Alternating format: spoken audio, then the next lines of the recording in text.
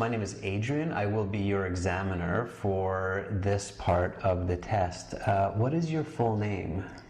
My given name is Alice, and my family name is Couture. You can call me Alice. Okay, Alice, may I see your identification or passport, please? Thank you. Excellent. And Alice, I will record this for marking purposes. The speaking has 3 parts. I will give you instructions for each part. Here's your identification back. For part 1, I will ask you a question to get to know you better and some questions on a general topic. Are you ready to begin? Yes, I am. Okay, do you have a regular hobby? Yes, I do. I like to collect postcards because I think they are an interesting reflection on culture and history. Let's talk about chores. What are household chores you do every day? Each day I do the dishes, I take out the garbage, and I cook at least one meal. This morning, for instance, I made a delicious omelette. Which chore is your least favorite and why? I don't like to dust. It irritates my nose and eyes, and if I wear a mask, I feel uncomfortable. Why is it important to do household cleaning? Well, the saying is that cleanliness is next to godliness. What I mean is that staying clean creates a healthy and happy environment. If you could buy an item to help do housework, what would it be? If I could purchase any item, it would surely be one of those robot vacuum cleaners, but unfortunately they are quite expensive and I don't have the cash for it at the moment. Have the way you do any chores changed over the past years? Yes, definitely. About a decade ago I used to do the dishes by hand, and 8 years ago I bought a dishwasher. And I have used it since then to do the dishes. That's the end of part 1. Now we will continue with part 2. For part 2, here is a card. Please don't turn that over. And here is a pencil and some note paper. You will have 1 minute to look at the card, the questions, take some notes if you wish, and then you will have 2 minutes to speak. I will tell you when to start and when to stop. Are you ready to begin? Yes, I am. Okay, then your 1 minute preparation time begins now.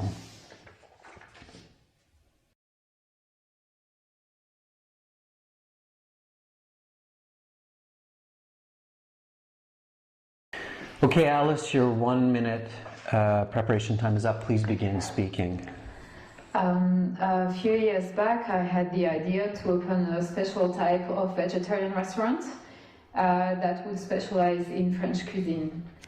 I feel that many people are eating too much meat nowadays, and it is not healthy for them or for the future of our planet.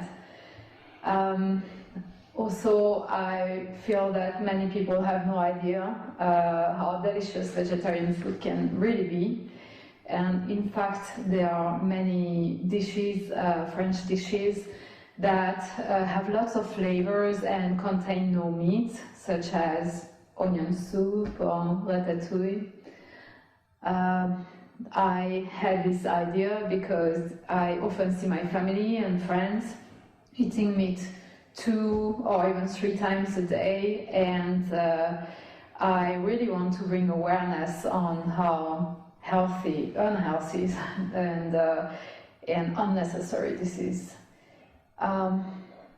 I think this business idea can have a very positive impact on people's nutrition and thinking, and also by taking my small role in reducing meat consumption, it helps the environment, as it takes about 1,000 liters of water to produce one 8-ounce steak.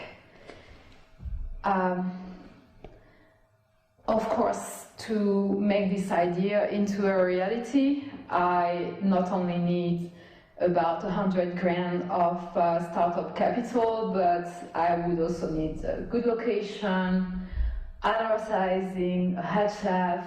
So I'm not sure I will ever be in a position to open my French vegetarian restaurant, but who knows, maybe one day it will happen. Alice, your 2 minutes is up, so please pass back the card, the notepaper, the pencil, and now we will continue with part 3. For part 3, I will ask you some more questions related to the topic of part 2. Let's talk more about business. What is the advantage of owning a business instead of working for an employer? One of the benefits of owning one's own business is control over time and finances. My uncle owns his own business and he can go on vacation whenever he wants. What are the negatives of owning a business? One of the negatives would be the added stress and responsibility. I know that my uncle is often tearing at his hair to make ends meet. What kinds of businesses are popular these days and why? That's an interesting and important question. I will need a moment to think, please. Sure. I suppose that online businesses are quite the fad nowadays because people not only enjoy the comfort of working from home, but they also like the opportunity to sell to the entire world. My friend has an online education company and he does quite well for himself. How have business practices changed compared to a generation before? That's another interesting question. Please allow me a moment to think. Okay, I suppose that during my parents' time, the emphasis was more on quality of product and service. And however, nowadays, businessmen are mostly focused on turning on a profit. Is this good or bad? Well, for example, the other day I bought a new pair of running shoes because the ad promised quality and it fell off my feet after one run. So this is definitely negative. Let's discuss work and careers.